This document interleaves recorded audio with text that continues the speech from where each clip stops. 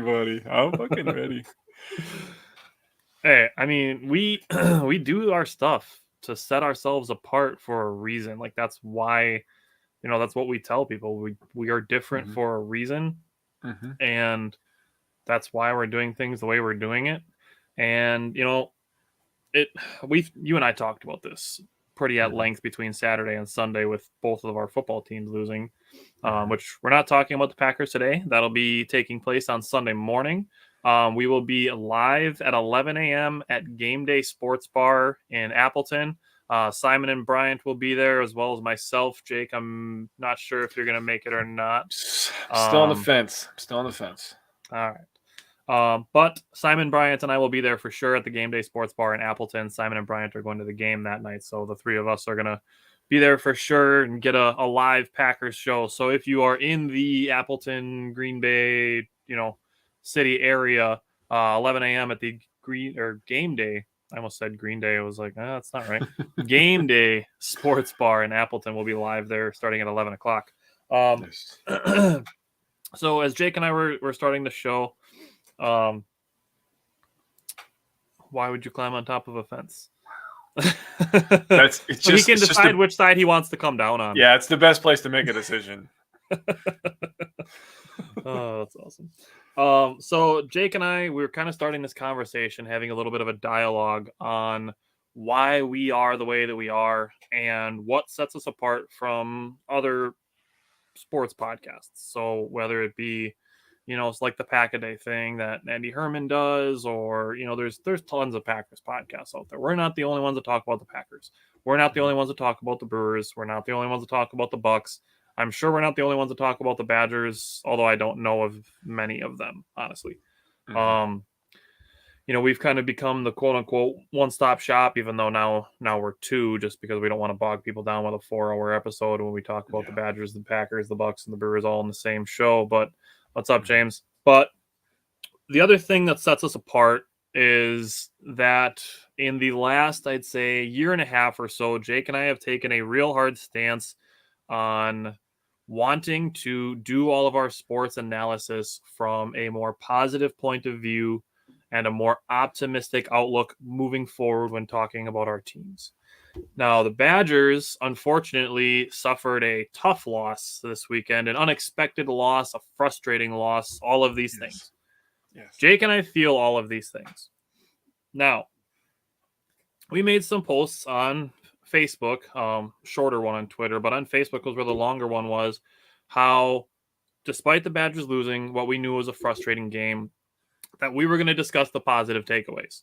Mm-hmm. Because that's what we do. We look for the positive takeaways regardless of the outcome of the games. We always look for those positive takeaways, and then we look for how to improve things.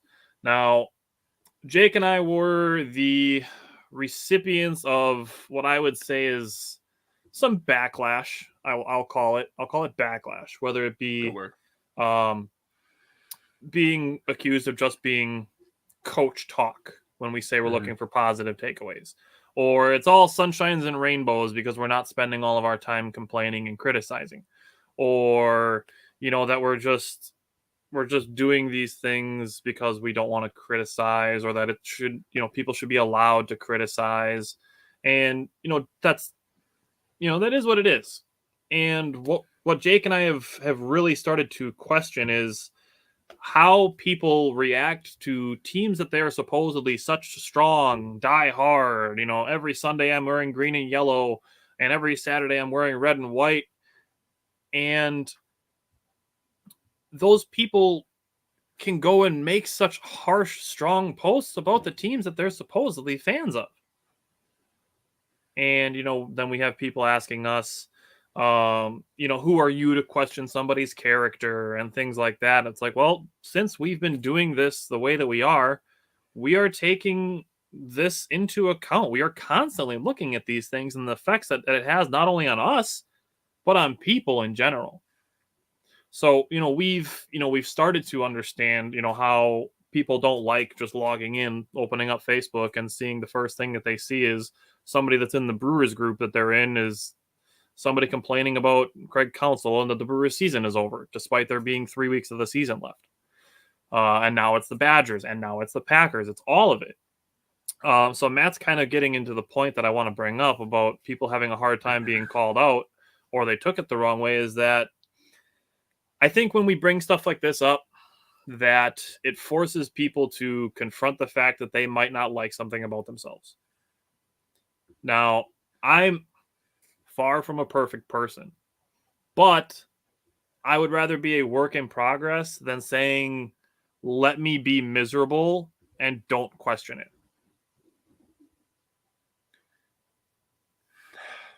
I'm gonna let you keep talking because I almost just said something very bad. Okay. I So almost said something mean. essentially it comes down to basically there's three different types of complaining. So there's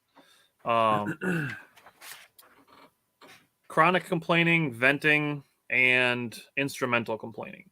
Chronic complaining are the ones that are never satisfied, always focusing on setbacks, not progress. And if you keep thinking in that term, those ways of thinking, your brain basically gets wired to see it only that way. Mhm. You know, Mhm. venting is a way of expressing emotional dissatisfaction. That type of complaining is usually about getting attention. So that's, we talked about it last week about being the first person to run to social media to complain just so that people can agree with you that also want to complain. It's not, you're not really looking for a solution out of that, but you're just looking for personal validation, Mhm. which, is fine. Like I understand the want to have other people feel the same way that you do, especially if you're in a tough situation or a tough emotional state. I get that. But also imagine having a positive mindset and then having people agree with you, how uplifting that could be. Just a thought. Then the third type is instrumental complaining. It's basically quoting, quote unquote, how to complain well. It's focusing on how to solve problems, focusing on the impact of the problem, how to implement change, and then making a plan for that change. And studies show that up to 25% or less of complaining is that type. And this is where Jake and I, we talk about sports and we talk about the Brewers, the Badgers, about how teams can improve and what they can improve. So it's not just, we're not being sunshines and rainbows just because we're not saying the Badgers played really shitty and that the Packers season is over.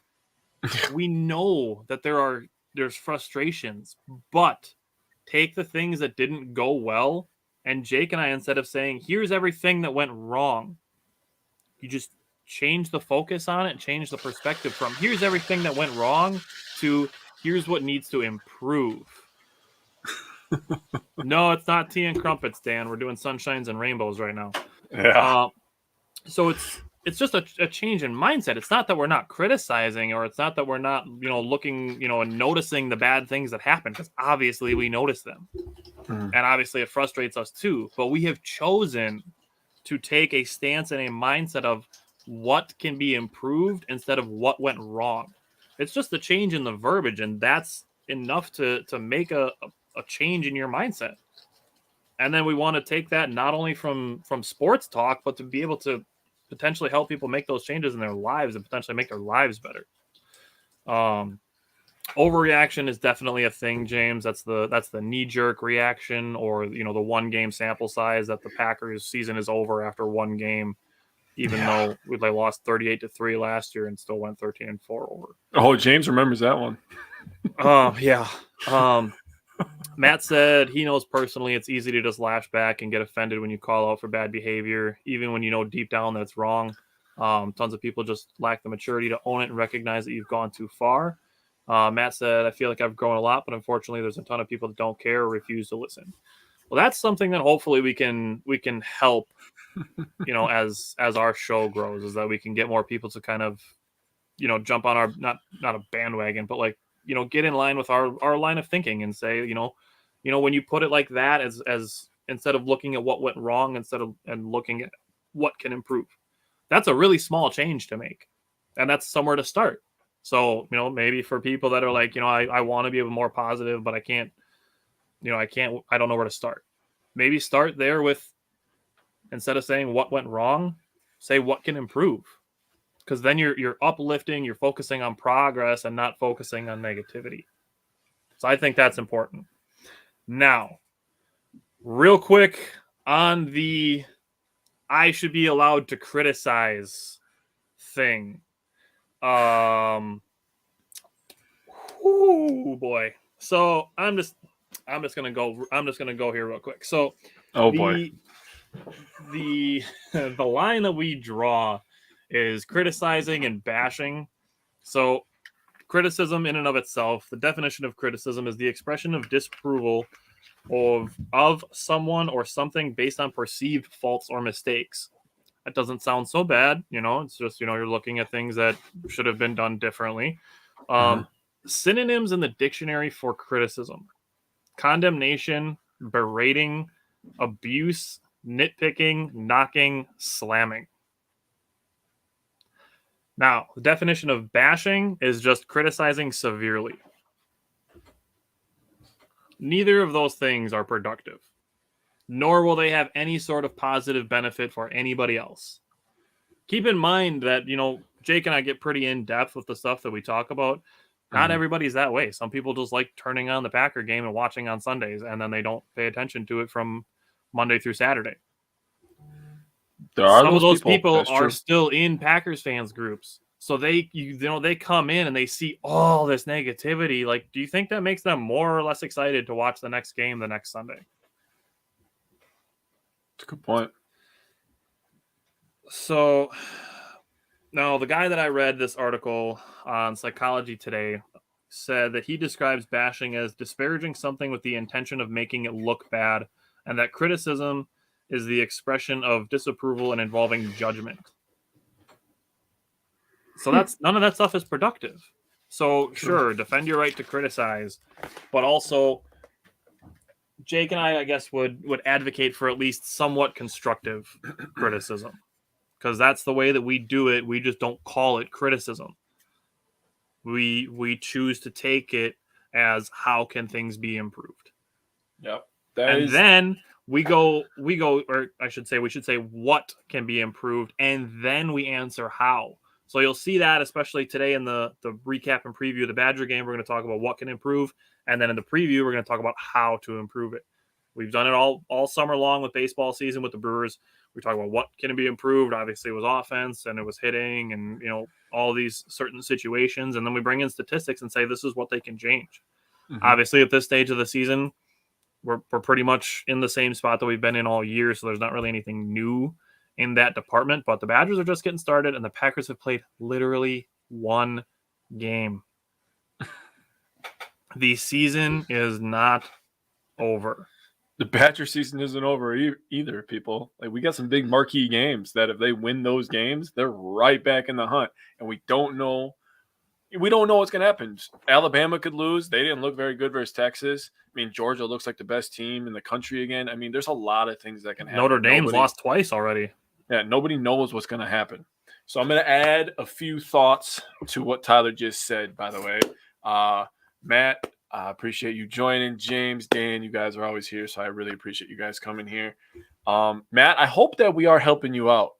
Honestly, you are a guy that is a very emotional guy like myself. I'm a very emotional guy. I wear my emotions on my sleeve.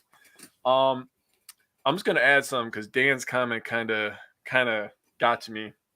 The day when sports changed for me was, and this sounds so cliche, but the day that I became a dad, I realized that. I knew that's where you were going with that. But it was on Game 7 day, so I get it. Because it's true, man. Because, when I saw my daughter born, I was like, that's the most important thing in the world to me, Like, I'm still hardcore. Like, me and you are still hardcore. We're both dads. I will still move somebody's funeral for a Packer game. Like, I'm not missing the Packers game. But, like, at the end of the day, do I get upset? Yes. Are you allowed to feel upset? Are you allowed to feel mad? Yes. We're not saying that you're not allowed to feel emotions. We're just saying there's better ways to show them. You don't instantly have to go and start bashing Christian Watson because he dropped a pass. Yeah. It's okay. There was routes during that game where he was open and Rodgers didn't look his way. Yeah. And that's how Rodgers works. And that's something that Rodgers can work on himself. Rodgers isn't perfect, even though he's a 4-time MVP. The offensive line needs work. I mean, there's a lot of stuff with the Packers that we can improve on, that we could talk about, that we will talk about on Sunday. So there's that point. The Badgers, there's so many things that they can improve on. Same thing, offensive line, wide receivers. It's the same kind of concepts. But you don't have to be the first person in line to just talk shit. It doesn't have to happen. I'm sorry.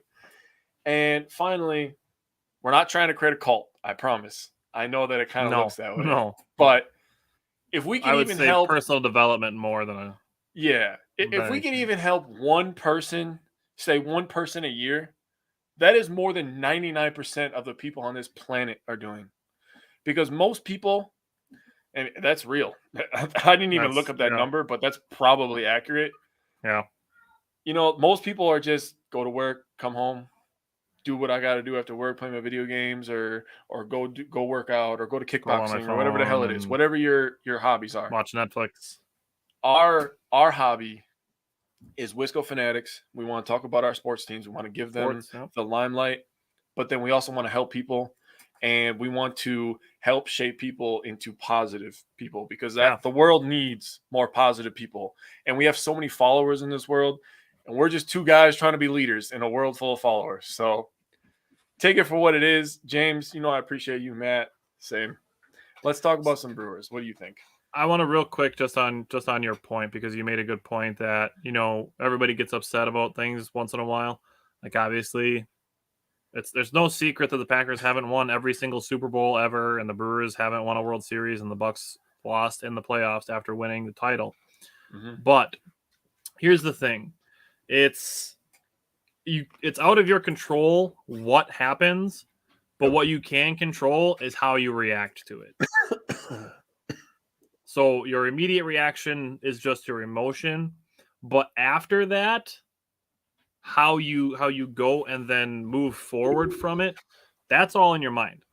That's the part of you can train much easier than you can train how to, you know, your emotions. Because, like, obviously, it sucks. Like, the Christian Watson drop is a perfect example of this, because you can see that Christian Watson dropped what would have been a 75-yard touchdown on the first play of the game. Yeah, it sucks. And everybody's like, oh, he's got him. And then it's, oh, he dropped it. Like, everybody felt that way. That's a Packers fan. But you can choose how you react to that. Yep. Whether it be, we need to cut him, Rodgers needs to not throw him the ball, we need to go sign this guy. Yeah. Or, yeah, I saw that. Oh, God. Or we should have signed OBJ, even though he wouldn't be playing right now, even if we did. But you'll understand it when Jake and I and Simon and Bryant talk about this on Wednesday, or on Sunday. I mean, today is Wednesday. When we talk about it on Sunday, the thing that we're going to choose to look at with that play is how he cooked Patrick Peterson on that route. Yes, sir. Absolutely spun him around. Yes, That's sir. how you find a positive takeaway from a negative event. He got open a few times, man. Yeah. Which comment was there? Yeah, Matt, I agree. Matt said, I was just sad for Watson because that would have been a beautiful and sensational moment for him. I agree 100%. And I'm going to piggyback off Tyler, you know, talking about all Packers fans. I found myself on Sunday kind of acting like the old me for a sec. Because I was like, are you kidding me? And I freaking threw down my water bottle. And my daughter, and I'm watching my daughter, and she's looking at me, and she's like, yo, bro, chill the hell out. She said all that with her eyes. She can't talk yet. But I was just like, yeah, I probably need to settle down. So I was a little bit quieter for the rest of the game. But yeah, it was one of those moments. David is a little bit more blunt about the situation. He said, you can't fix stupid, and some fans are stupid. I would like to direct that towards the Bears fans section of this conversation, since, you know, it's war week. That's just my opinion on that. You can always be better. And Matt, I am glad that this podcast is helping you, man. That honestly gives me like a feel-good feeling. Like, that's why I was just gonna leave that comment on the screen for a little while, because it really does. That's the validation for us, mm-hmm. And that part of validation is obviously making you and I smile. Yeah, that's a positive validation. Like, the people that want to fire Craig Counsell because he pulled Freddie Peralta in the middle of a no-hitter, and you get people coming in and saying fire Counsell and all that. Like, does that make you feel good that people agree with you on that? They're like the bullies in middle school that have a shitty life when they go home. Or does, helping the prospect or the progress of another person, like that's such a much better feeling. Like that's Dude, that makes like staying up late, doing these notes, preparing for what I'm gonna say, like that makes it worth it, man. When I know I'm helping somebody. Yeah, I appreciate it, Matt. Brewers games, and maybe I was lucky to not see most of the Packers game. It was rough, man. It was rough. Hey, it was still nice to see football back, man. Yeah. That's all I'm gonna say about that. We waited so long. Tim, you ought to be at the live show on Sunday morning. Sunday at 11 in Appleton. You ought to be there, Tim. I expect Taylor to be there too. I don't know if Taylor's watching or not, but I think he lives in the area, so Taylor ought to be there too. Taylor's supposed to hook up with us on freaking Fortnite, man. I'm still waiting for that to go down. Matt, also, if you have nothing better to do, you could probably leave Indiana today, and I'm sure you'd be here by Sunday if you want to drive up. Matt said he wishes people could remember Counsell's a human being and grew up a Brewers fan, that he loves the franchise and is probably more passionate than most of the fan base. I'm sure that is all true. The other thing that people have that Counsell don't is hindsight. Wow. And a World Series ring. That too. That's what I thought you were gonna say. Like the main thing is hindsight. So people are like, "Oh, he pulled Woodruff after 7 innings and 92 pitches. Why didn't he leave him in for the 8th?" Like, we had a 5-run lead. That's why he didn't leave him in for the 8th inning. And his spin was lowering and his stuff was down.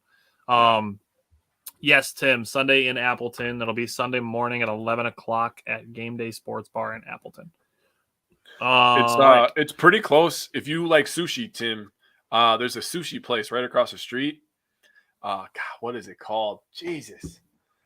See, and I was just telling the Game Day Sports Bar manager last night, I'm like, yeah, the place was recommended to me because of the food and that it's a cool place. And Jake's like, yeah, there's actually this sushi place across the street. Dude, the food. So they're not going to welcome us back again. The food is awesome. I'm just going to say the food is awesome. The vibe is cool there. They have like a big volleyball court and stuff. It's really big, really big. It's awesome. But there is a sushi place really close to it. And it goes on the plates and then it goes around like a boat around the whole thing, and you kind of pick what you want. I don't even like sushi, but I was like, Jake's just there for the boat. Oh my god. This environment is fucking sick, bro. Like, this is awesome. Like, I'm picking my food off a plate boat. This is sick. I don't even like it. She's gonna get you a model train and it'll sit you in the middle and you can just watch it go around. Oh gosh. Sushi Island, that's what it's called, Dan. Yeah, dude, that place is awesome. Matt, if you're in town, let us know.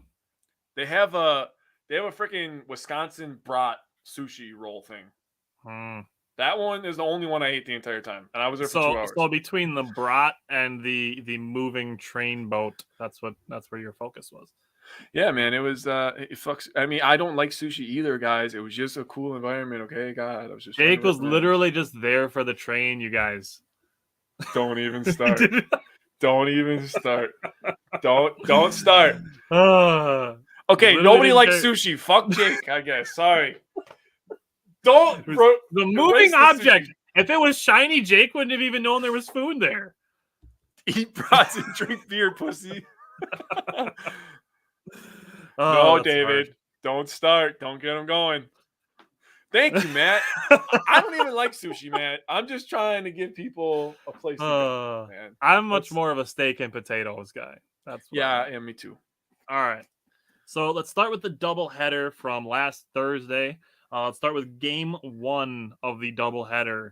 Arguably the best game of the week, but let's start with game 1. Yeah, man.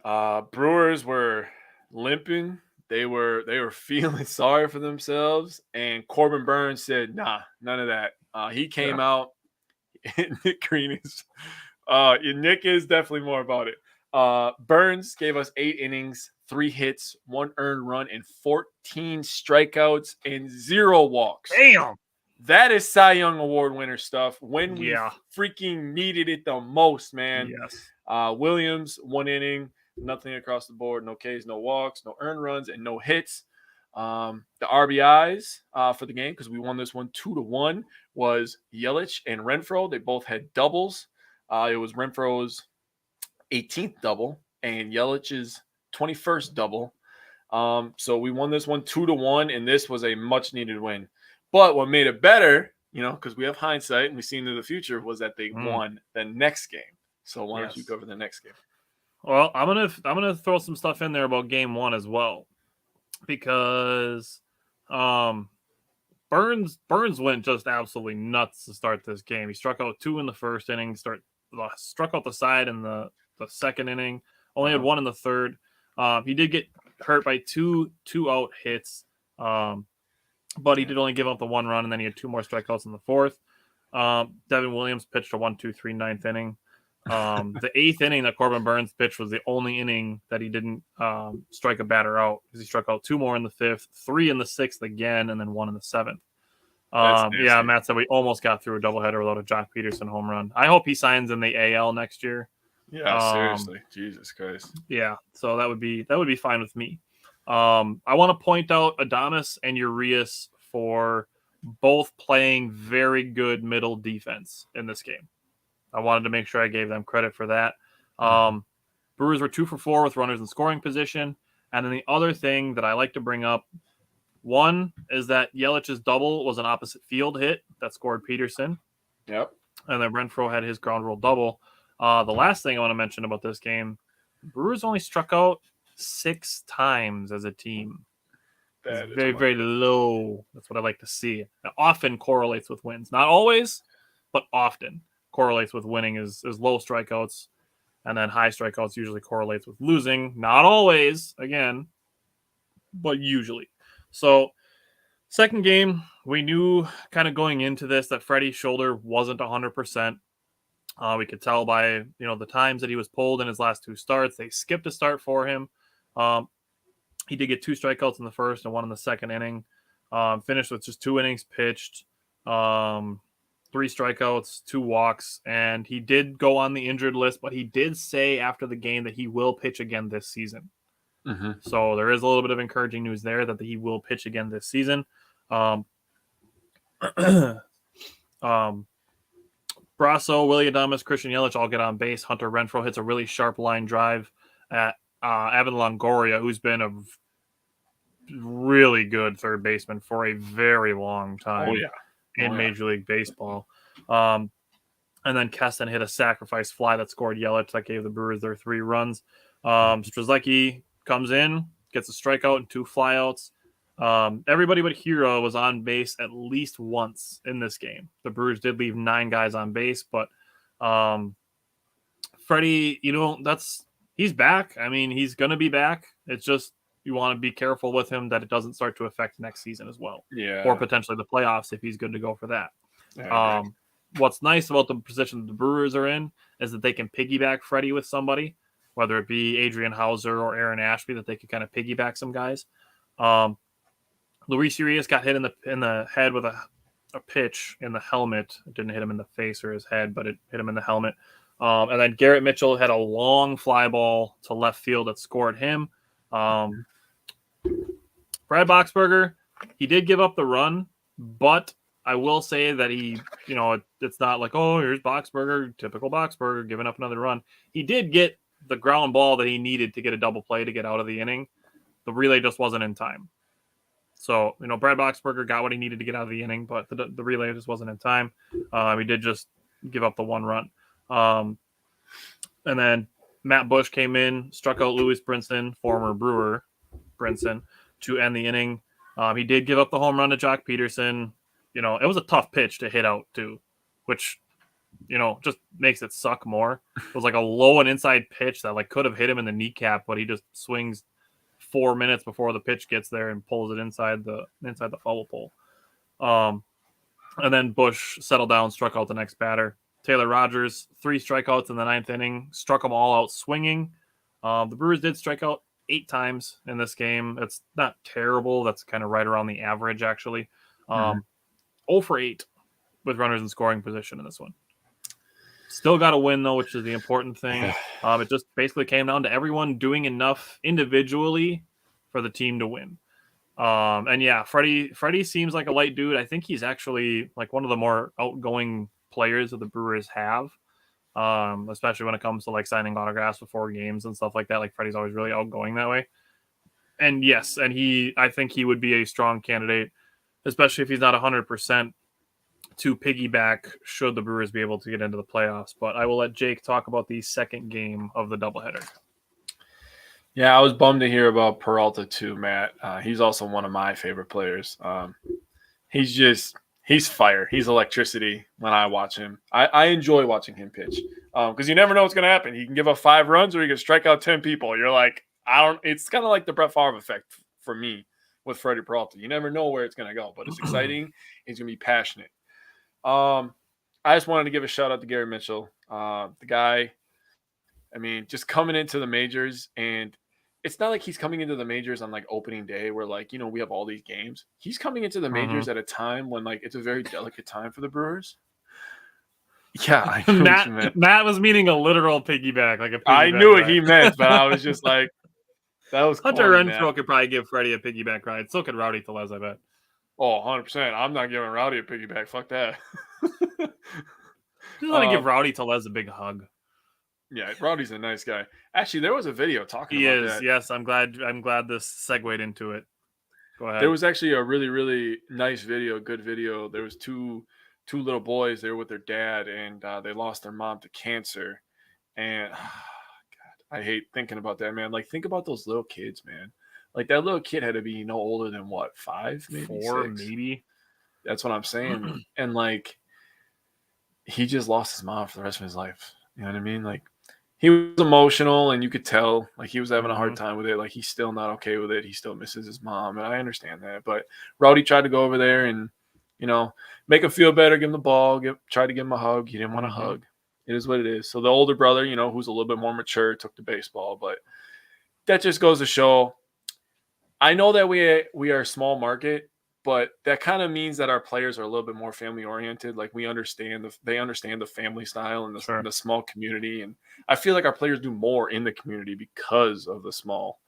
Like, they're not just doing it, to get on the news. Like, they're doing it because like we kind of need it around here. You know what I mean? Right. Like, think about the Packers. Like, just a couple of years ago, like 2 years ago, I believe it was, maybe 3 years ago, Jair Alexander, star cornerback in the NFL, one of the biggest stars at his position in the NFL, the biggest league, was out doing a food drive. Like, that's stuff that I love to hear.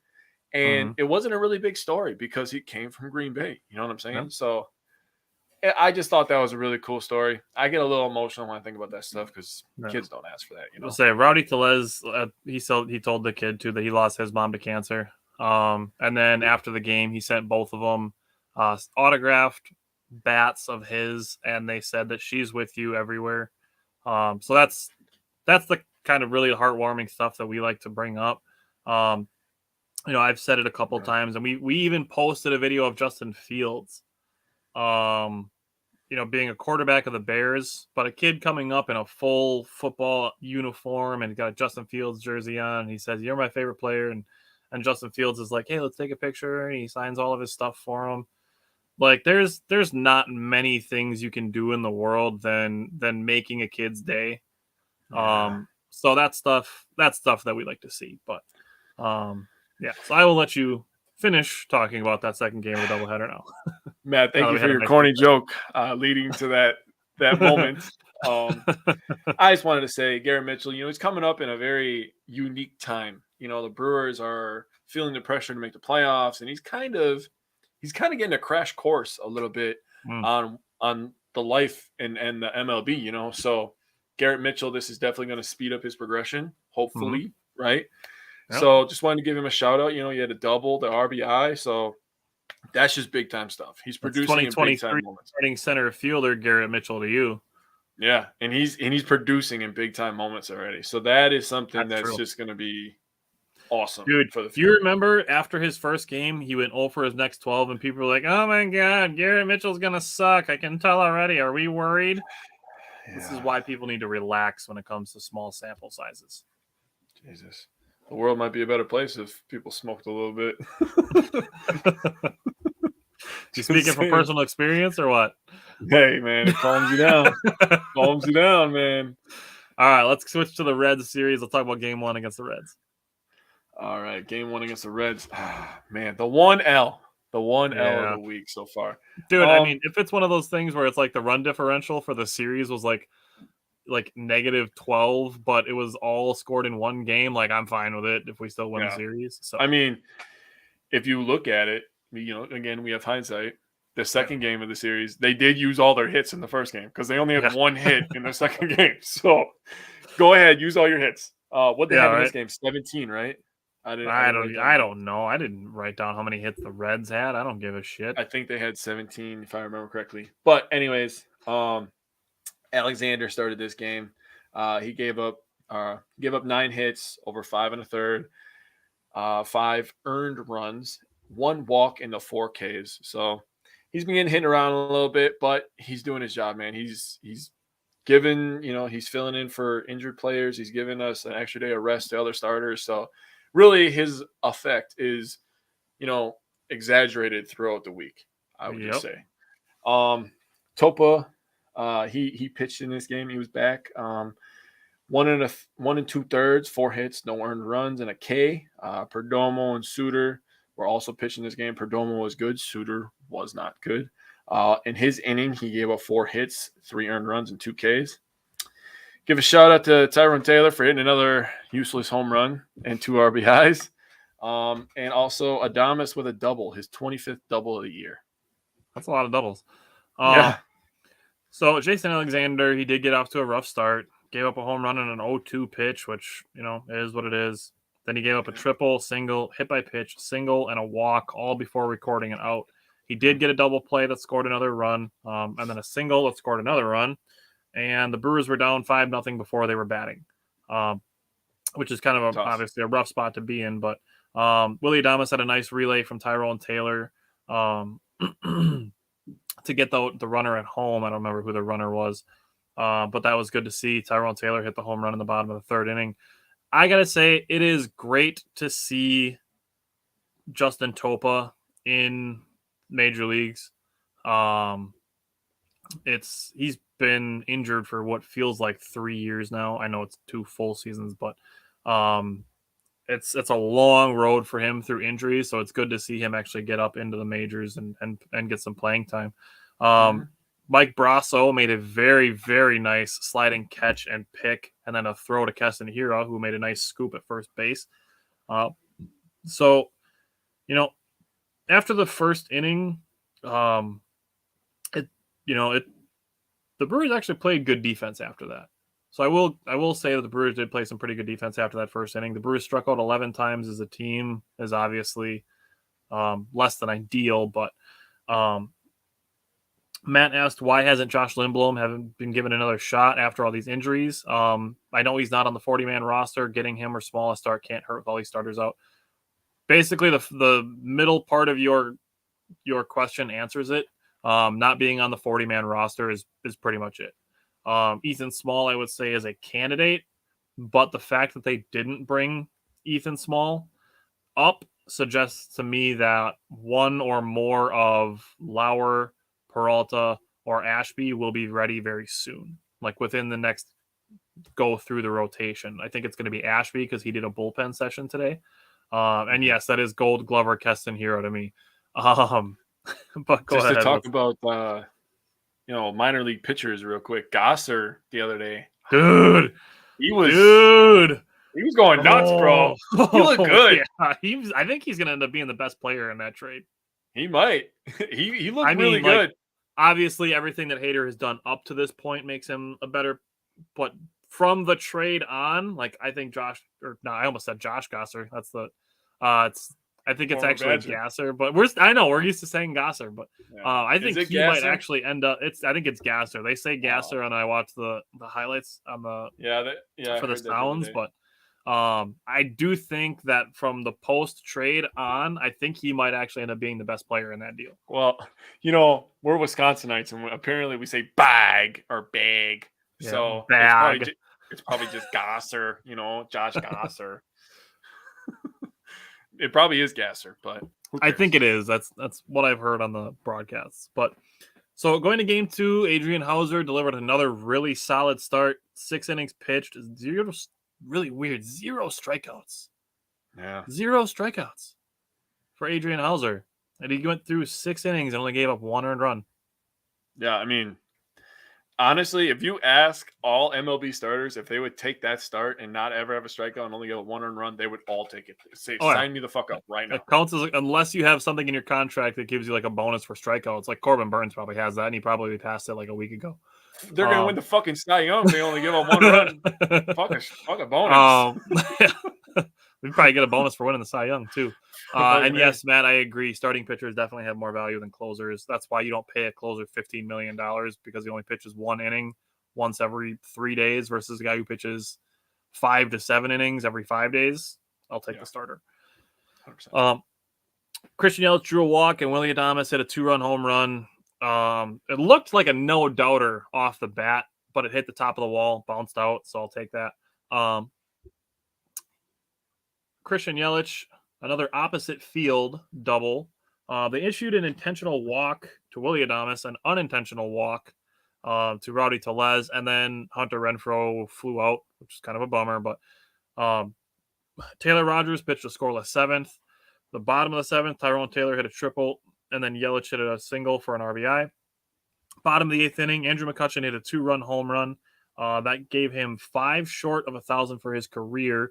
Then yesterday moved him even closer. So now I think he only needs 2. He needs 2 RBI for 1,000 in his career for Andrew McCutchen. So he's really close to that. And then Brad Boxberger pitched a scoreless 9th inning, so it's good to see him get a scoreless appearance in the books. But what did you see from Game 2 of the Brewers and Reds series? Matt Bush was dominant. Dude, I'm on his hype train, but it's just like a bummer because he gives up a run like once every 5 appearances. And then people are like, "Oh, Matt Bush is trash," but it's like the other 4 appearances that he makes are just so good. Yeah, his curveball is so fucking nasty. I can't handle it. And he's got that heat, man. He throws like 98. Dude, his stuff moves too. He throws 98 down and away, and it paints the corner. And it's like, what do you do? You take it. Yeah, you turn around, you walk back to the dugout. You take it. My own question. Matt Bush was dominant. Rogers was very, very good. We talked about Hauser. He was very good. 6 innings and 1 earned run. Sign me up for that every 5 days. Once every 5 days. Yeah, McCutchen, he had the 2 RBIs. Obviously, you talked about the home run. They were 2-out RBIs. Taylor had a triple. Renfroe, Yelly with doubles. 22nd double for Yelly, 19th for Renfroe. Just wanted to. I'm kind of counting the doubles now because I like extra base hit. That's the more common extra base hit. Yeah, that one counts. That's where slugging percentage comes from. Slugging is total bases divided by at bats. You know, and people were kind of mad at Yelich this week. I saw a couple people complaining about Yelich. Why? Because he wasn't like getting all these hits, but he was getting on base and he was scoring runs. He gets on base and he scores. I don't give a shit how it happens. Just wanted to give a little update. I keep checking my phone if you can't tell, but the Padres are down 6-0 right now. Oh, love to hear it. Bottom of the 5th, 2 outs. So hopefully that one will hold out and the Brewers can get another big win tonight. Oh, then we're really going to be cooking, baby. Cooking with some gas. All right. Let's go to Game 3 of the Brewers-Reds series. All right. Game 3. All right. So Brewers won this one 7-6. Woody started this game. 6 innings pitched, 5 hits, 2 earned runs, 1 walk, and 11 strikeouts. That is a very much Woody start, Brandon Woodruff start. Yeah. Strzelecki, 1 inning, 2 hits, 2 earned runs, no Ks, no walks. Rogers in his inning, 0-0-0, 2 Ks again. So back-to-back, very, very good outings for Rogers. Mm-hmm. Williams, 1 inning, 2 hits, 1 earned run, 0 walks, and 2 Ks. Let me see here. One of Willie Adames's 4 RBIs were 2 outs, 2-out RBI. Both of Willie Adames's RBIs were 2 outs, and Yelich had a 2-out RBI. So obviously Tellez was the story of this game with his 2 home runs that got him to 30. There's so much stuff that was good from this game, but like the sweating it out at the end is like, ugh. Every time, right? Adames also hit his 28th home run. So, Mhm. man, Willie Adames, man, that guy and One Rowdy more. Tellez, those guys, man, we got for fucking pennies, basically. And they are some of our best players. I would argue that. I Yeah. really would. Rowdy Tellez has actually been a very, very pleasant surprise. When I heard about Willie Adames, I was kind of like, he's young, he has potential, he could like really blossom into like this great player. And like if he had a higher average, he would be at all of that. But Rowdy Tellez, I was not expecting much from, and he really has shut up a lot of people. I'll say that. If I didn't look at it when I don't know if I have my Brewers primer in here. I should actually, but I don't know if we didn't stat anybody out. Like when we did our primer, we didn't predict any stats like we did with the Packers this year. But I'm just seeing if I can find my Brewer primer here real quick. I would have guessed 25 home runs for Rowdy Tellez. I don't know that I would have predicted 30 plus for Rowdy Tellez and to play basically every single game. Let me see. My notebook's way down here. Yeah, here it is. I got my primer right here. It's Rowdy and then question mark Hira were the two that I had pegged for first base, and I brought up the fact that the Brewers have had a different starting first baseman every year since Prince Fielder. So that's where we stood coming in with Rowdy Tellez, and who I think he's now actually given the Brewers some stability at first base. And despite, like we've said before, having the agility of a refrigerator, Rowdy has actually played some pretty good defense at first base. So Brandon Woodruff, back on the mound, he got a bounce back game, which is good to see. Struck out the side in the first inning, and then Christian Yelich and Willie Adames both delivered opposite field hits. I'm going to keep putting emphasis on the opposite field thing just because that's something that I brought up that the Brewers could do to help their offense when I've talked about what they can improve and how. So the opposite field is something that I'm going to keep an eye on. So 2 opposite field hits, and then Rowdy Tellez hit a double. It was 2-0 before the Brewers even recorded an out. The Brewers are 49-24 when they score first. So including last night's game, they're now 50-24 when they score first. Actually, that would not even include that game. So that would be 51-24 now, including last night's game. So 51 of our 76 wins come from when we score first? Yes. So I mean, 25 times the Brewers have come from behind to win. And that still doesn't stop people from bitching in the first inning that the Brewers are going to lose. That is tied with the Cardinals, actually, for the most in the majors. Nice. Come from behind wins. I heard that last night. Nice. Brewers and Cardinals are tied for the most come from behind wins. So a double and 2 singles with 2 outs gets the game tied. Then Yelich hits another opposite field single to get the lead back. Willie and Rowdy Tellez both homered. Jake mentioned they scored 4 runs with 2 outs. And then Rowdy got up to 30 home runs. Woodruff had 10 strikeouts through the first 5 innings. With his 11 strikeouts, he's now tied with Ben Sheets for the 4th most 10-plus strikeout games in Brewers history. So he's now. Love Ben Sheets. I know. He was like my dad's favorite player. I'll always love him. So sweated the game out at the end, but we got the win. The one that Devin Williams gave up a run was like a check swing bunt single. Like that's baseball. So it looks like he gave up a solo home run or something like that. It was like one of those kind of dumb things that happened, and then a sacrifice fly allowed it. So you mentioned Rogers, his scoreless inning. The Brewers were 2 for 11 with runners in scoring position, and they still scored 7 runs. Yeah. Left 8 on base. Kind of saved by Christian Yelich, Willie Adames, and Rowdy Tellez. Those 3 on their own, this is kind of nuts. Those 3, Christian Yelich, Willie Adames, Rowdy Tellez. 7 hits, 1 walk, 3 home runs, all 7 RBI. Yep. That's the top of your lineup carrying your lineup right there. Yeah. They played great in that final game in a much needed game. Yes. So it was good to get that series win. The Brewers went 4-1 on their short homestand.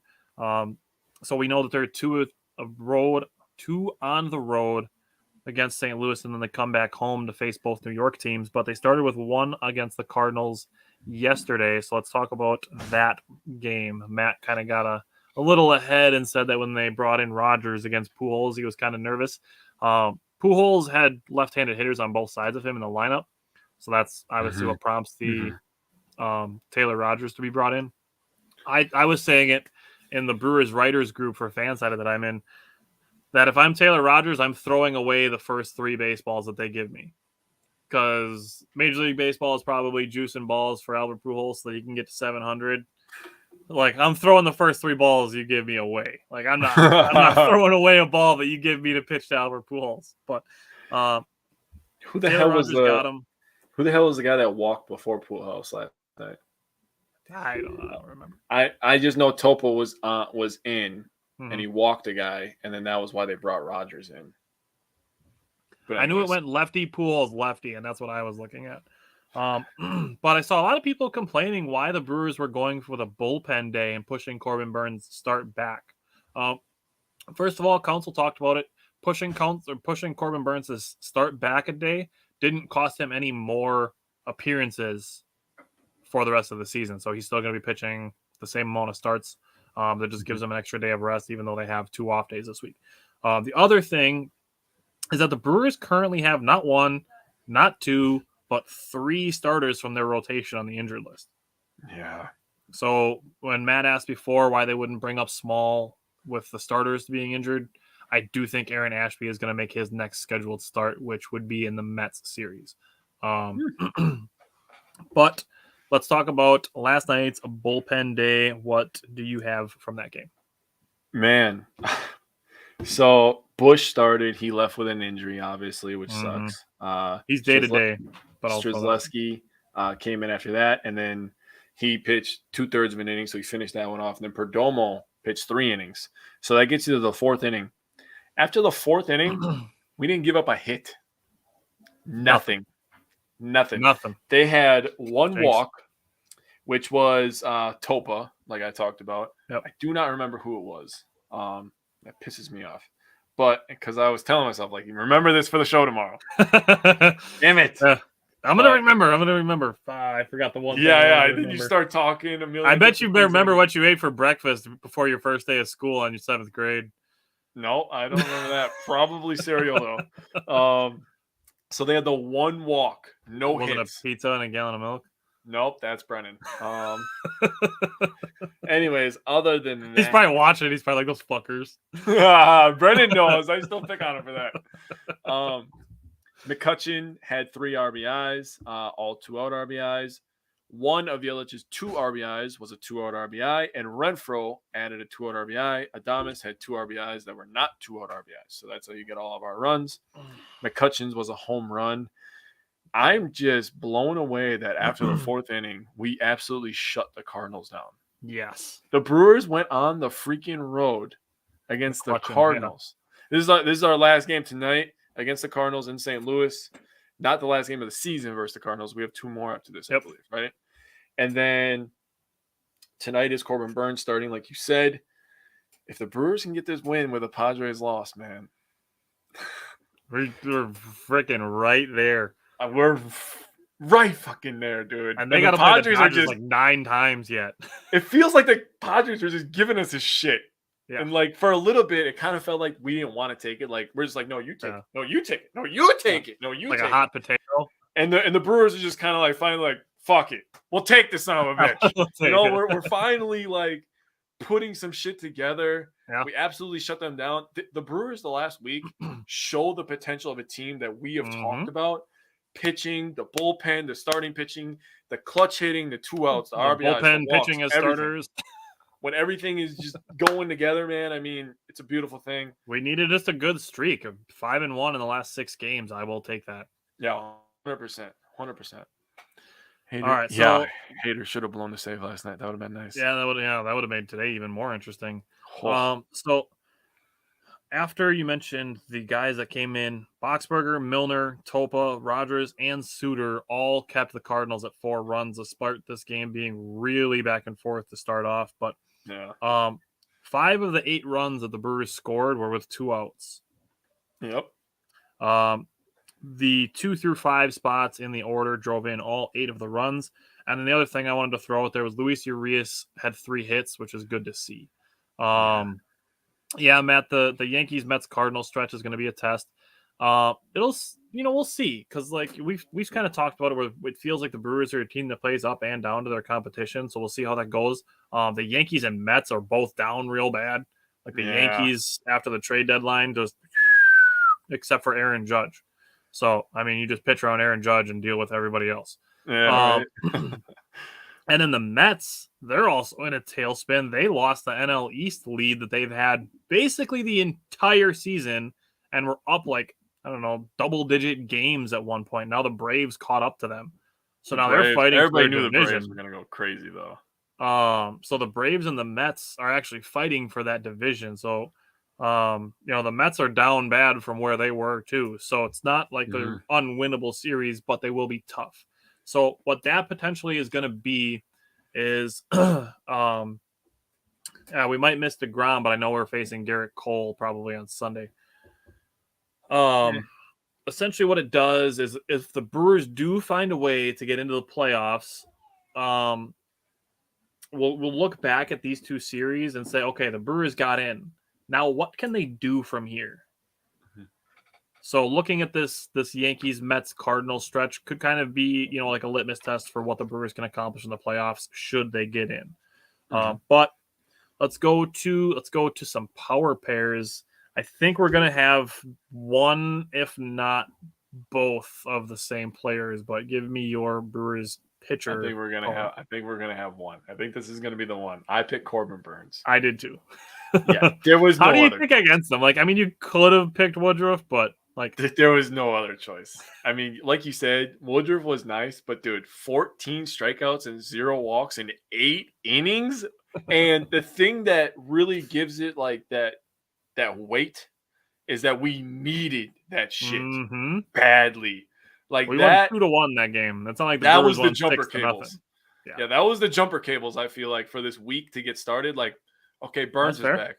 Okay, yeah. Burns is still going. Okay, we gotta go. Let's pick him September, up. Corbin Burns, like it's go time. Craig Timber just started a little bit late, maybe. Brandon Burns? Who's Brandon Burns? Brandon Burns. That's I bet Matt made that comment. Yep. Brandon Burns, yep. He's just picking both. Well, if we did Brandon Burns, we're talking about 25 strikeouts in 14 innings. That's just disgusting. But I mean, if you like seriously though, if you combine it and you say that's 14 innings, 1 walk, and 25 strikeouts between those two, it's pretty good. Pay them both. Pay them both. I'm dead serious. Pay them both. I'm on board with that. Like you traded Hader to make some room for some more money. Like pay them both. Yeah, I figured that out, man. At first, I was like, "Is that a real person?" I think that's part of what's going to make Andrew McCutchen and Hunter Renfroe not on this team next season. But Brandon Woodruff and Corbin Burns, pay them both. Yep. Today would be good. Yeah, did you hear that story from Burns actually? Talking about how he hasn't... he's got a year of arbitration left too, so he's still under team control. So I'm not super concerned about it. If they don't have any talks this offseason, then I'll be concerned. Yeah, I think we need to lock him down. I think. Yeah. So you said it with Corbin Burns. Who is your position player? I picked Yelich. I think Yelich was good this week. He kind of moved up. He moved up and down the lineup. He went from first. He batted third. He did his job. I mean, he was only 5 for 21, which isn't great, but he scored 5 runs. He had 5 RBIs. He had 3 walks. I mean, he's using the opposite field is what I like to see. He gets on base and he scores. Okay, that's what I care about. He's still leading our team. He's still the leader. He's still the leader that people look to. Yeah, and I think he deserves some credit. So I saw some people complaining about him, which I know, like, why? Because people are still complaining about him. So I wanted to give him some people love. Won't change their minds. It's crazy. People would rather be wrong in the face of facts than admit that they're wrong. True. Okay. So I went with Willy Adames, actually. I knew it. That's why I didn't pick Adames. That's why I didn't pick Adames. I went with Willy Adames. He's on a 5-game hitting streak, and he has 7 hits in those 5 games. 6 RBI, 4 walks, and only 6 strikeouts in those 5 games. That actually is part of the thing. Might be the biggest thing for me is that Willie Adames only has 6 strikeouts in the last 5 games. Yeah, that's big time for him, man. He struggled with strikeouts for a long time. He's a free swinger, which I'm I'm okay with. Sure. Which I'm okay. I mean, with. he's not as free swinger as say a Javier Baez, because that dude will swing at literally anything in the same area code. He's like, that dude's making baseball? like $21 million a year this year. Yeah, on a shitty Detroit Tigers team. Yeah. All right. Basically, he went from a shitty team in Chicago to a shitty team in Detroit. So you went to a shittier city with a half team. A season in New York in between. Yeah, and then they booed you, and you would have flipped them off. Oh man, that's a bummer for him, but whatever. Tough. Whatever it is. All right, you have anything else Brewers baseball related you want to discuss? I do not. I just hope they get into the playoffs so I could laugh at all those people. Yeah, that I would get some enjoyment out of I that. mean, not even for my own personal enjoyment. Like half of it is just like I just want to like point like laugh at you idiots for giving up. Yeah, September 1st and the season's over because we're 4.5 games back. Yeah, you guys are idiots. They're going nowhere. Be realistic. This team sucks. Yeah. Oh man, yeah. I'm gonna. I love the be realistic people. Oh my god. Be realistic. Why? Because I'm choosing to be optimistic instead of pessimistic. They're both realistic. True that. Just one of them makes you feel better inside. True that. All right, let's recap the Badgers game. And we can talk about offense versus defense and defense versus offense, but just let me know the key points that you want to discuss from this game, and then I'll throw some stuff in there, and then we'll talk about 3 stars. But this is one of those games, and I only get this feeling with Wisconsin football. I'm just gonna let you know that right now. Where when you're looking at the stats, this is why I say that stats lie, numbers lie every once in a while. Yep. Because when you're looking at all these numbers, right? You look at the 401 yards to the 253 yards. You look at the 8 for 15 on third down to the 2 for 11 on third down. You look at the 38 minutes of time of possession. You're like, there's no fucking way we lost this game. Yeah, we did. We found a way. And I looked at the penalties, right? That was one thing because that was a big major part of this.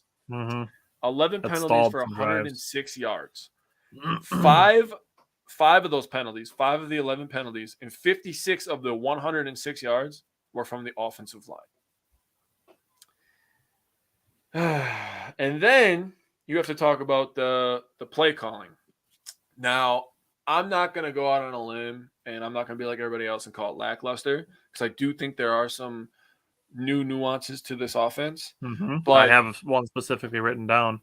But let me tell you this right now. When there is 9 goddamn people in the box, do some goddamn play action. Please. I'm controlling it. I'm so fucking sick and tired of asking for play action. Dude, our offensive It's like the Bernie Sanders meme. We are once again here asking you for play action. Dude. I'm making that graphic as soon as we're done. I'm writing that shit down right now. We are here once again asking you for play action. Our offensive line was clearly gassed, right? That's why they were all standing straight up and getting their ass whooped by a 250-pound guy. Because football is about leverage. Yes, I talk about how big our offensive line is all the time. Yeah, offensive line was offensive, all right. Yes, they were. But when you're standing straight up, what power do you have? You give it all up. Yep. They need to sit their big ass down. Now, let me tell you something. You run some play action, you get those defenders not just attacking for a run every play. You get their mind going a little bit, and then you allow us to attack them, every so often and mix up the play calling. Makes it a little easier. It gets your offensive line moving north and south on guys that aren't expecting you to only go north and south. Exactly.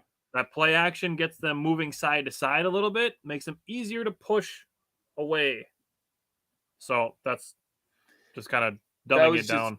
that was just the one thing the whole day that was just kind of bothering me. I was just like, dude, our offensive line is clearly gassed. They're all holding their hands on their hips. They're all standing straight up. That's why they're holding, because they're standing straight up, because they're getting their ass whooped. Run some play action. Run some misdirection. Run a bootleg every once in a while, for goodness sakes. I mean, my God, it's not that complicated. So let me ask you this. Do you think the Badgers need to change their philosophy at all? I like the ground and pound. I like Mhm. the physicality mindset. I love that. I absolutely do. It Mhm. can work in college. Yep.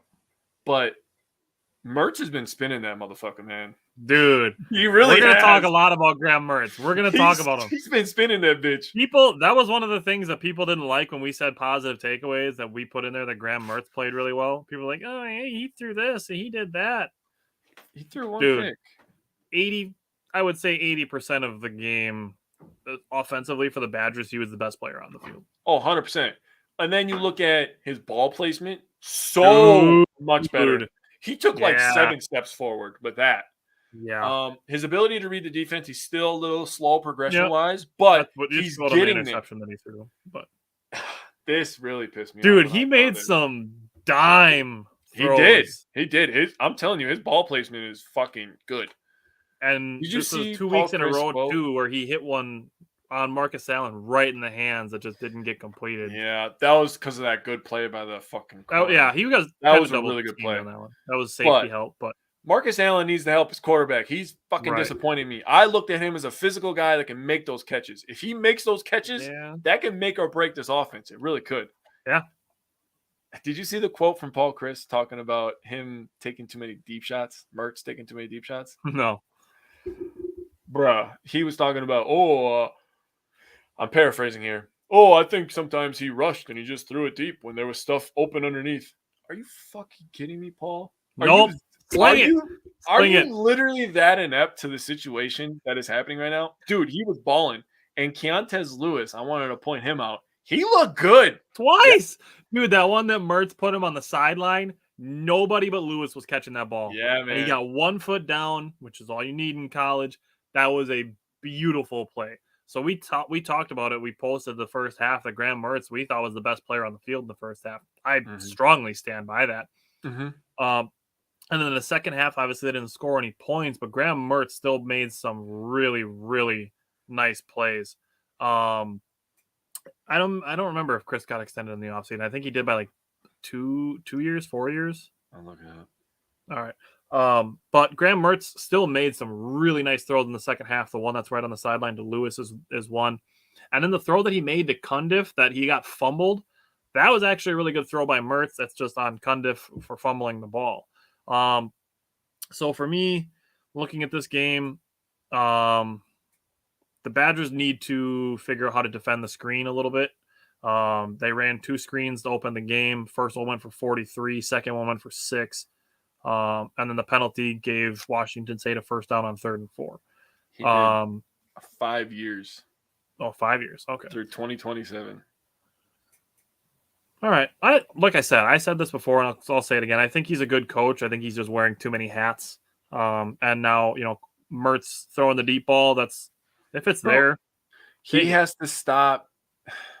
He's micromanaging is what it is. He really is, dude. And he needs to just freaking, when you have 4-star quarterback that looks like a 4-star quarterback the first 2 weeks, let him be a fucking 4-star quarterback. I think that's, what I think that is? I think that's him still trying to be the offensive coordinator, quarterback coach that wants Mertz to kind of play it safe.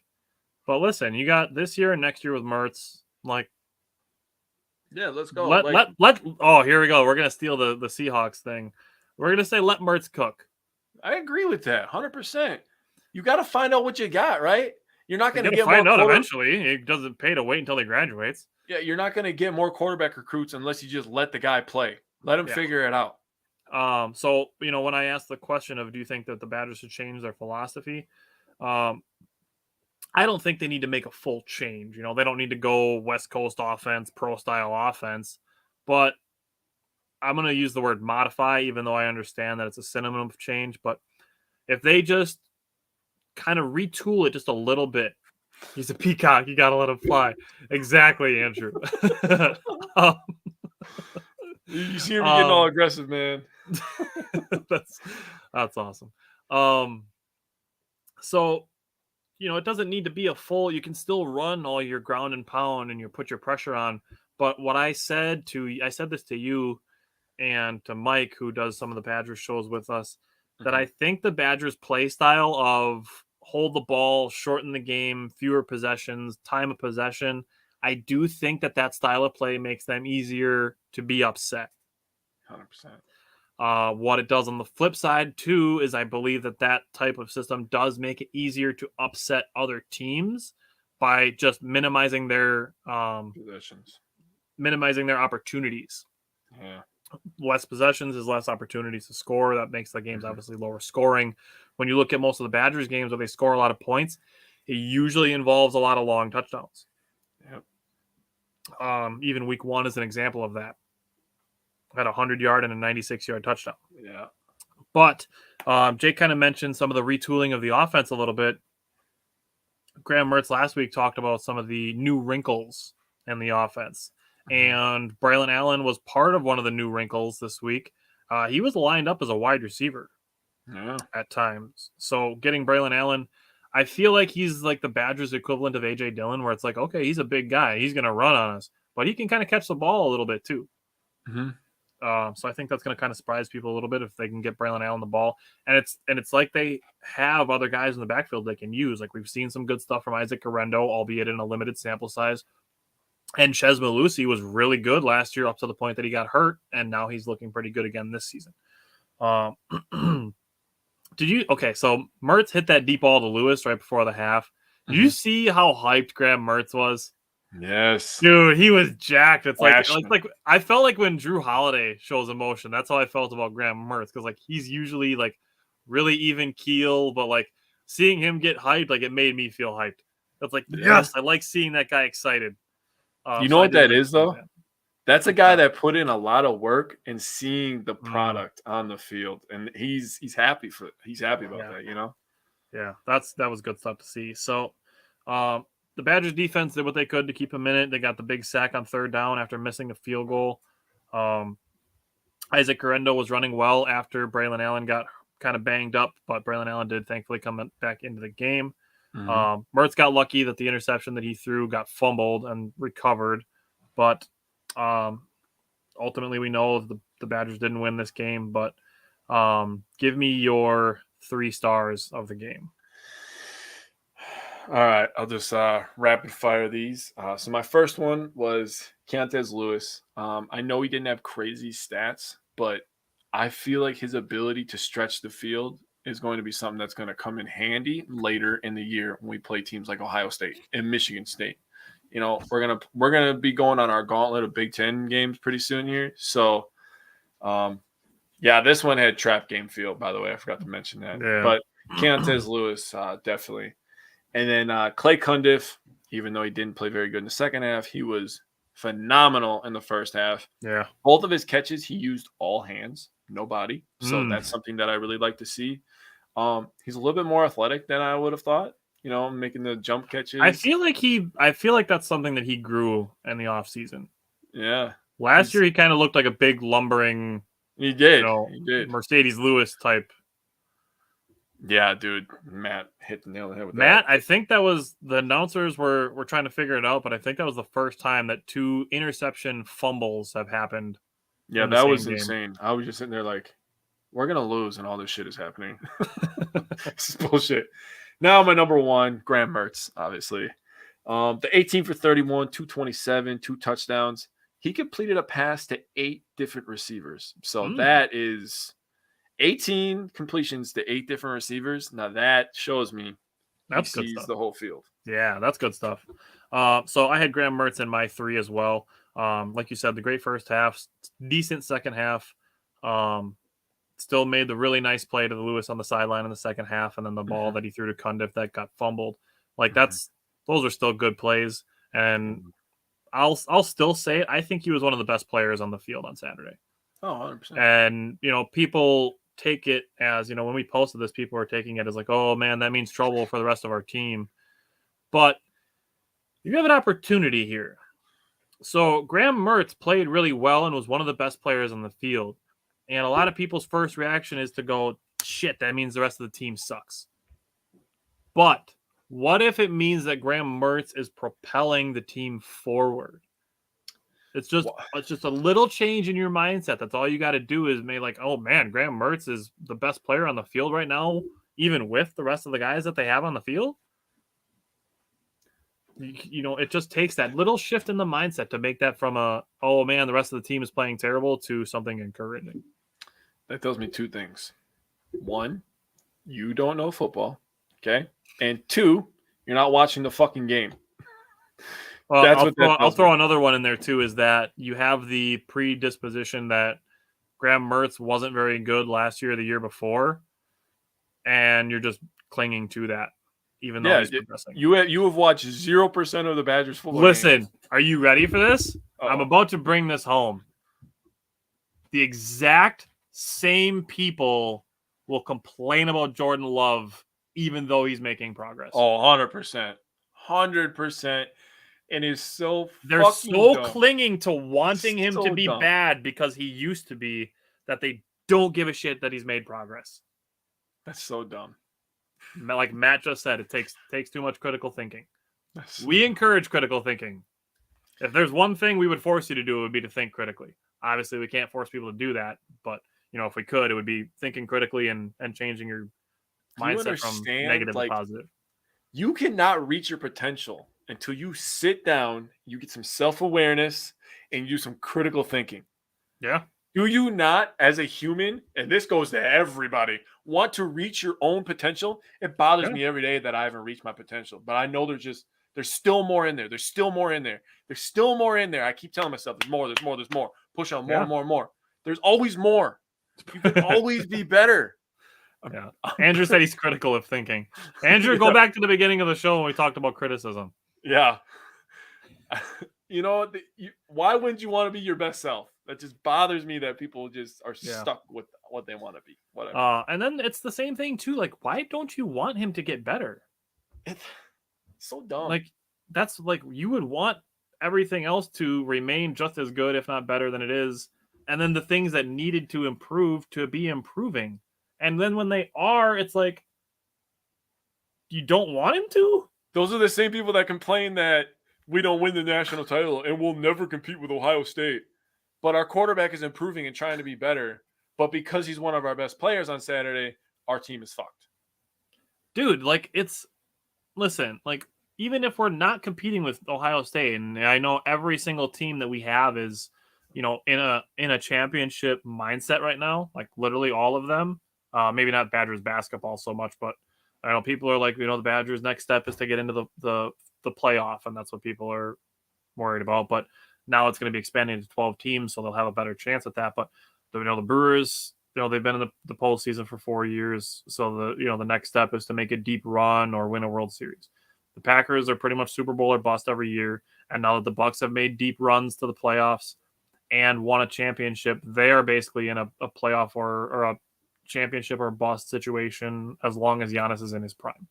Like Andrew said, the name, image, likeness, and expanded playoffs gives the Badgers a shot.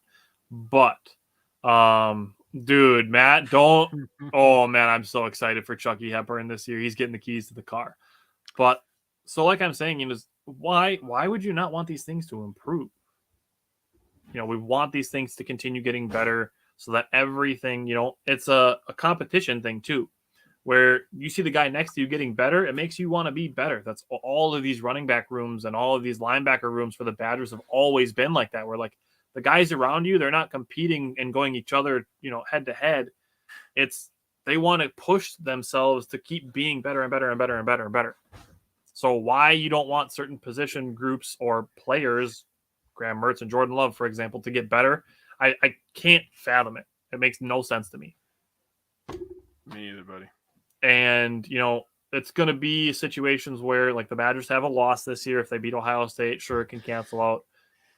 But even if the Badgers don't make the playoff this year, like, would you not have more fun watching Graham Mertz spin the ball and make tons of awesome throws that are like, oh shit, that was really awesome? Like, or would you just want to see him check the ball down and see the Badgers run the ball 45 times a game? Like, what would you have more fun on the way to whatever bowl game they end up in? You know, you made me think about bowl games, so I'm gonna say something. All the people that were declaring that the season was over after Saturday, what are they gonna say if the Badgers go on a run? Say that this is purely just speculation. They go and they beat Ohio State. Then they win the next game. I forgot who it is in between Michigan State. Then they beat Michigan State in Michigan State. Then what? Then what? Then that loss just looks like one of those what the hell moments. Outlier. And then we look at all the turnovers in that game. We look at all the penalties in that game. We're like, they were just a sloppy team that day. Yeah. You know, you don't have to say that the season is over just because of one loss, because it's not. Got that, Packer fans? Oh God. You know what, dude? I am by Sunday, I'll be ready to grill some motherfuckers, dude. And I made a couple points for the Badgers. I don't care. I'm grilling them all. It'll be better that they're there because I can grill them to their face. Yeah. Yeah. And Texas A&M losing they just lost to Marshall. No, they lost to Appalachian State. Yeah. Did Marshall beat Notre Dame? Yeah, they beat Notre Dame. Marshall beat somebody, yeah. And Marshall scored more points on Notre Dame than Ohio State did. Oh. Yeah. Oh. My other two for my 3 stars, I had Nick Herbig. He did get the big sack inside the 5-yard line late in the fourth quarter, or early in the fourth quarter. Yep. And he was just in the backfield consistently. So I threw Nick Herbig in there. And then the other guy that I want to give some credit to is Latu. He's filling in for Hunter Wohler. He had a sack, he had a safety blitz really early in the game. He made a great special teams play on one of the punt coverages. And he was 3rd on the team in tackles this week. Yeah, and he had a couple of assists. Yeah, and he made a couple like right at the line of scrimmage. So I really want to give him some credit. So then if we're looking at, the rest of this game, did you have an underrated performer you wanted to throw out there? No, I just wanted to talk about Graham Mertz again. I just wanted to toss in there Isaac Garendo. He had 3 carries for 14 yards. It's just about 5 yards a carry. He had 2 receptions for 12 yards, and he had a 19-yard kickoff return. So as far as underrated performers go, I just wanted to throw Isaac Garendo's name in there just to give him some love. But is there anything that you think, just right off, we're 2 games in, so we have a very small sample size, but is there things that you see right now that the Badgers can improve on? The offensive line, you stick their big asses, and they need to sit. They need to stop standing straight up. I'm serious, man. Like, watching them get bull rushed by 250-pound defensive ends, and, freaking Washington State is just, and credit to them, man, they keep their guys fresh. They're just rotating people in and in. They were rotating heavy. Between both teams, there was 42 different players. This includes, offensive players that got tackles, but 42 different players got a tackle in the game on Saturday. That is insanity. That's a lot. That's crazy when you think about it, man. Like 42 people all got a tackle. Starters and 22 out of 20 or 20 out of 22 backups. Yeah, that's crazy, bro. 42 people got a tackle. But the offensive line just needs to improve. That's one of the starters was out. Starts. I don't remember which one it was now. One of the starters was out, so obviously that affects things. Did you have other stuff you wanted to throw out there for what can improve? Nope. Just offensive line. Offensive line. The trenches is where it starts. That is where everything starts and stops. It's like they say in all sports. You cannot win a game in the first quarter, but you can lose a game in the first quarter, right? You are not winning many football games if you get your ass whooped up front. That is point blank, period. That goes for professional, high school, pee-wee. You get your ass whooped in pee-wee, you're losing. My stepson, he scored a touchdown this last week in our game on Saturday. But you know what else he did? I told him, if you're going to be on the damn field, you're going to do everything great. He got a great block for another kid on our team that sprung him into the end zone. Nice. He blocked one guy, bounced off him, went to another guy, blocked another guy. That kid went right up the sideline, scored a touchdown. I'm like, think about how happy you just made that kid. That kid's going to talk about that for a long time because you were unselfish. It all starts up front. Yeah. So, for me, outside of the offensive line, you just need a better push from that, especially in the run game. I'm looking at Marcus Allen. Like, I'm not going to be like, I'm not going to get down on him. I'm not going to bash him. It's just, hey, the ball hits you in the hands, bring it down. Yeah, you're a big guy. Catch that shit. Yeah. The Badgers need to work on limiting big plays, especially against screens. Mm-hmm. Whether it means, playing a little closer to the line, just identifying the motion that's going to set those up, or the linings, the pre-snap personnel, just identifying that better. The Badgers need to do some work against screen plays. When it comes to a little bit bigger of a sample size, we can potentially look at how to change some of these things. But off the top of my head, and looking at these games, like this is the things that I'm noticing so far in 2 games. I thought Leonard was going to adjust in the second half, but he still played it the same way in the second half. I mean, the first half, I thought he was going to adjust in the second half. Mm-hmm. When they're running that stack, and they're trying to run the screen, right? Mm-hmm. Why would you not have your corner hedge inside, like a screen? Like, in basketball, a guy's going to, go this way, or he likes to go to his left. Why would you not hedge that screen and have the sideline be your extra defender, so that the guy that's playing back, because that's not a bad idea to just stack your corners like that, have one guy hedge inside and then force him back that way. The big one that came was, I think they had 2 wide receivers stacked. Then they had a third one motioning towards the formation. Yep. So that his momentum was carrying him towards the middle of the field. And that's where I bring up just that recognition. You see that guy starting to move towards the line, like, just identify that and be ready to cut it off. Yeah. So obviously this is way easier said than done. It's a lot easier to look at it as X's and O's than through a helmet and a face shield. And we have a lot of new players, so. Transfers. We'll see what happens. Yeah. That's why we need bigger sample sizes, so we can figure this stuff out. And we've been without our top 2 of our top 3 corners, for most of the year. We might be getting one back though this next game. All right. Well, let's start with the Badgers offense versus New Mexico State's defense. New Mexico State coming in 0-3. They've played 3 games already. New Mexico State coming in 0-3. Let's talk about the Badgers offense versus New Mexico State's defense. All right, man. I'll tell you what, if they lose this fucking game, it's going to be a way different tone next week. So we're going to talk about New Mexico State defense first. They give up 27 points per game, 144 pass yards, 194.7 rush yards. That's an average that they give up. That's not good. And they've allowed teams to go 22 for 43 on third down. That is 51% success rate. The Badgers on offense, 26 points per game. So probably going to score in the 20s, I would assume. Yeah. 233.5 pass yards, which is not bad, actually. And 197.5 rush yards. The Badgers are 12 for 24 on third downs. And they have an average time of possession of 33 minutes and 50 seconds. So when you take all that stuff into consideration, you gotta say that this game is playing right into the Badgers' hands again, right? Kind of like what we thought last week. But, this is a New Mexico State team. This is not a Pac-12 team. Now, Washington State is not a good Pac-12 team, but they still are a Power 5 conference team. They play against the USCs and the Oregons of UCLA. the world. Yeah, they play against big boy teams. So Stanford. they're not scared to go into a big stadium like they were talking about with the quarterback. Like, this team has been in big moments before. So Wisconsin, run the ball. I hope the offensive line I hope there's one person randomly out there that is part of the Wisconsin Badgers football offensive line, and they hear me talking shit about them standing straight up, because that shit is bothering the hell out of me. Get your ass down. Let's power this baby home. I think those of you that are watching, can you tell what position that Jake played in high school? You can, dude, when you go through that goddamn metal contraption and you know that you have to squat like duck walk, and it's only like a yard, but it feels like 100 yards, you learn to keep your goddamn ass down. I'll tell you that right now. Because if you tink your head, you're doing it again. You don't want to tink your damn head. Stay your fucking ass down and stay right here, baby. This is it. I can control everybody's life right here.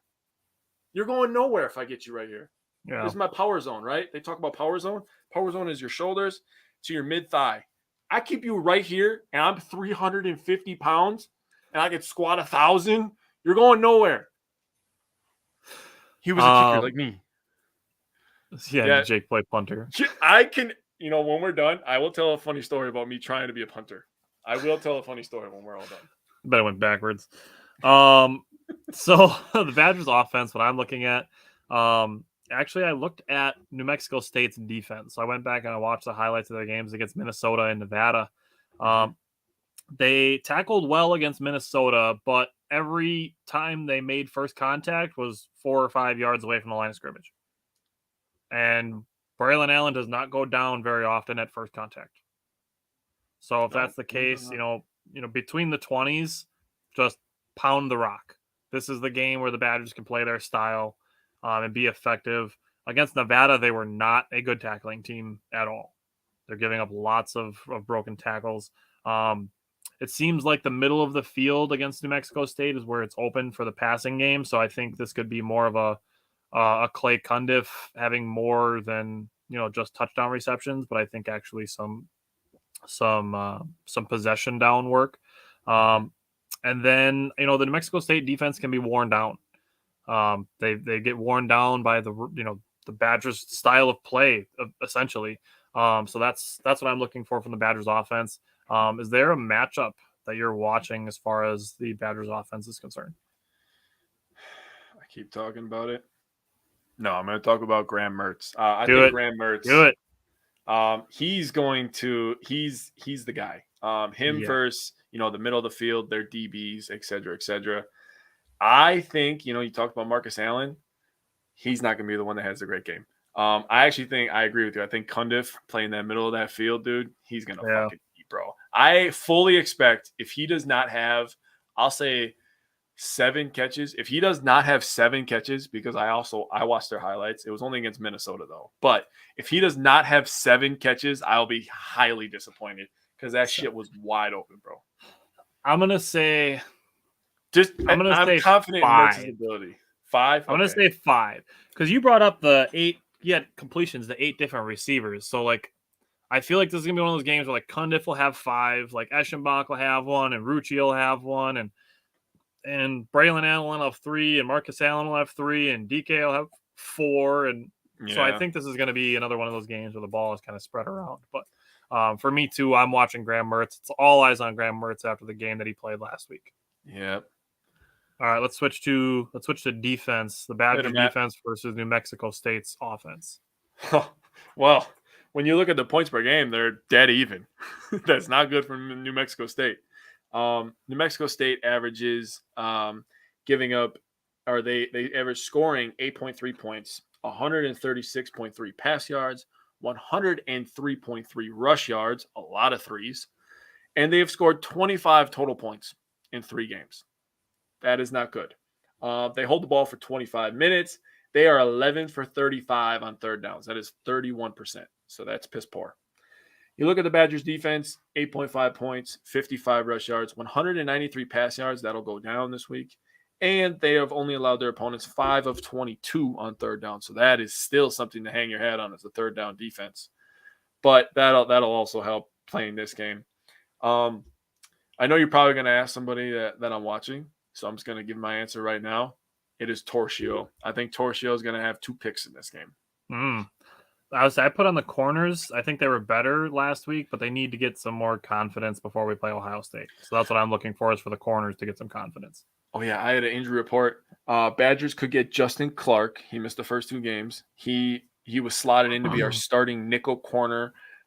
He's a very, very experienced guy. 47 games played, 18 starts, 115 tackles, 4 interceptions, and 16 pass breakups. So he's a guy that's played big-time football. We've also been without number 1 corner Alexander Smith. He looks like he's likely to be out again, which sucks. But yeah, well, Jay Shaw is healthy, I think. So yeah, hopefully we'll get 2 out of 3 ain't bad. Exactly, I agree with that. Brewers, listen up. Yeah. So I'm looking at, for New Mexico State, they're turnover prone. So like Jake said, just take advantage of that. He's looking for Torchio to have 2 picks. They have only taken 3 sacks in 3 games.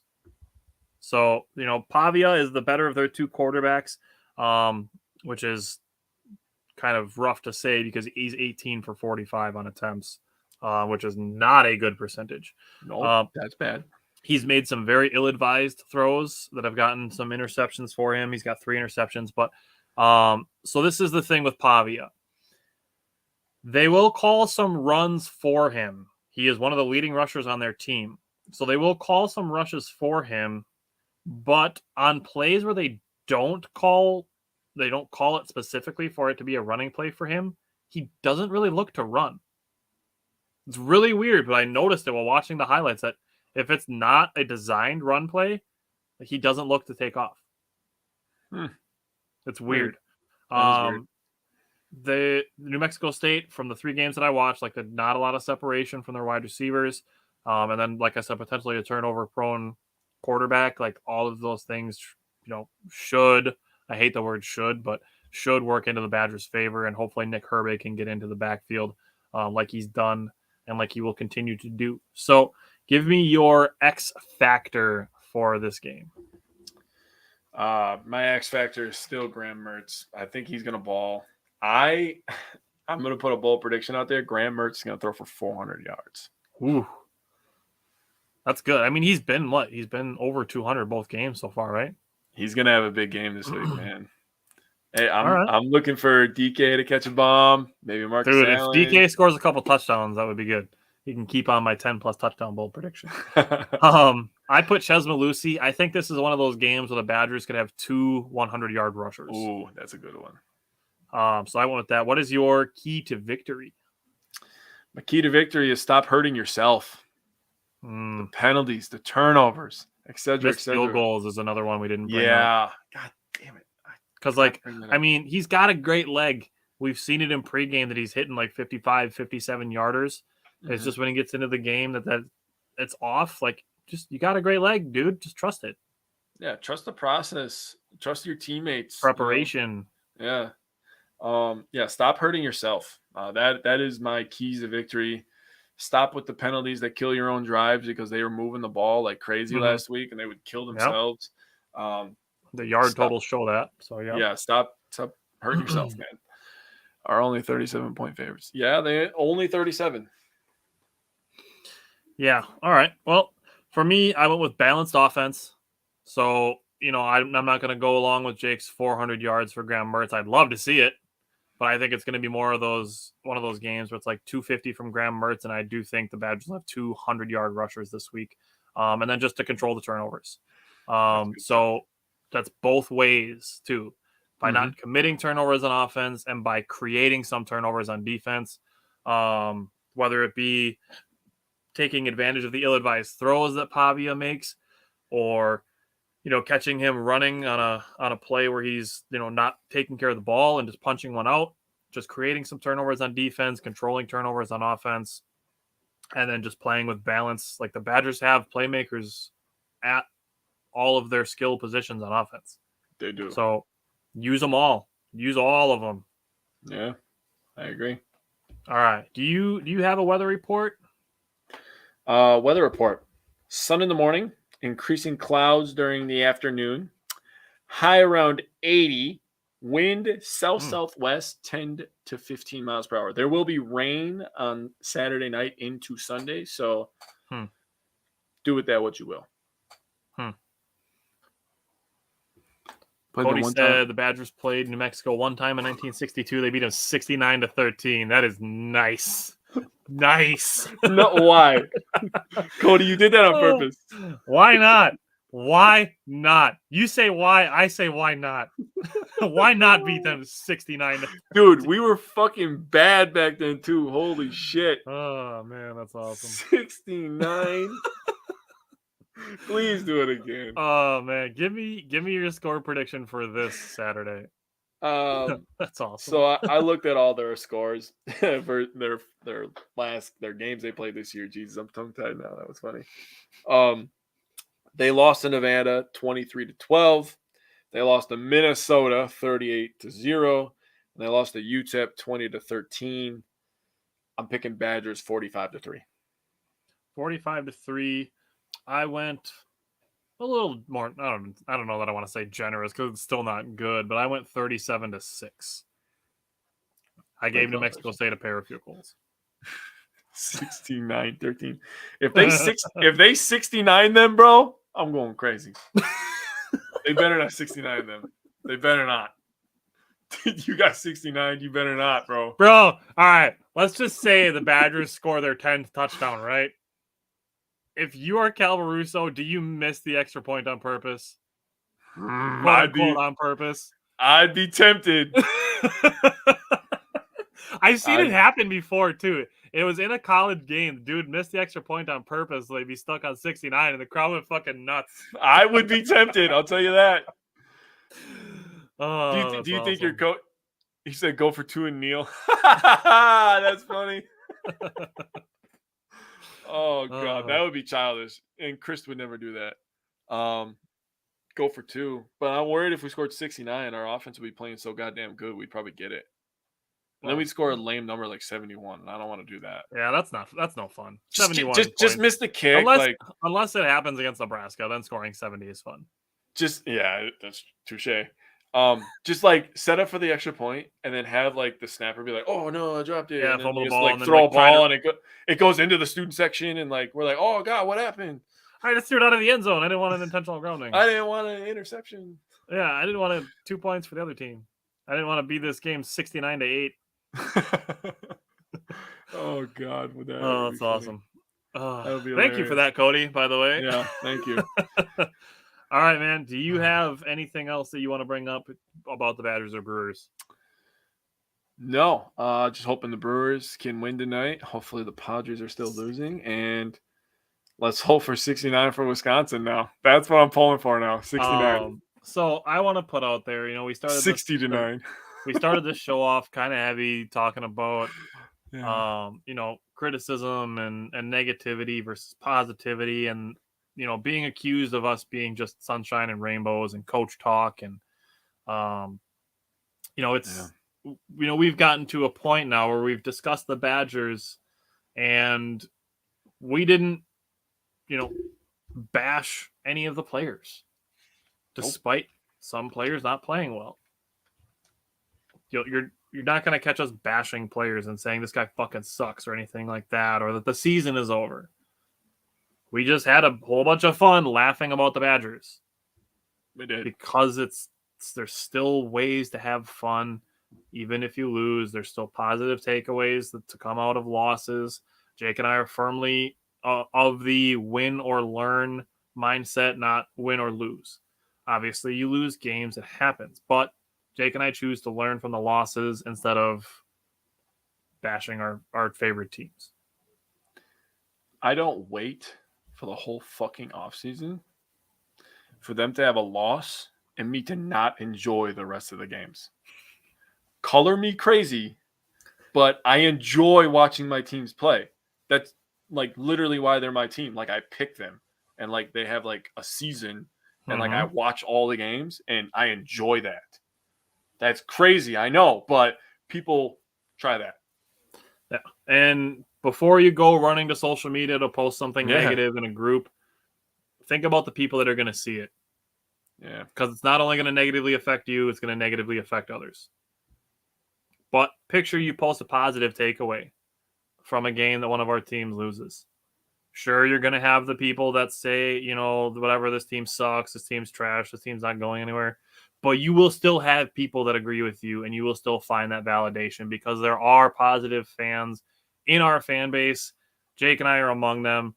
They are out there. We just need to, as a collective, work on flipping that mindset from a negative to a positive one. So that's what Jake and I are trying to do. So thank you, people, for watching. If you want to come see us live, we will be doing our Packers show on Sunday morning this week. You get a live Sunday show this week instead of the Friday night. We will be at Game Day Sports Bar in Appleton.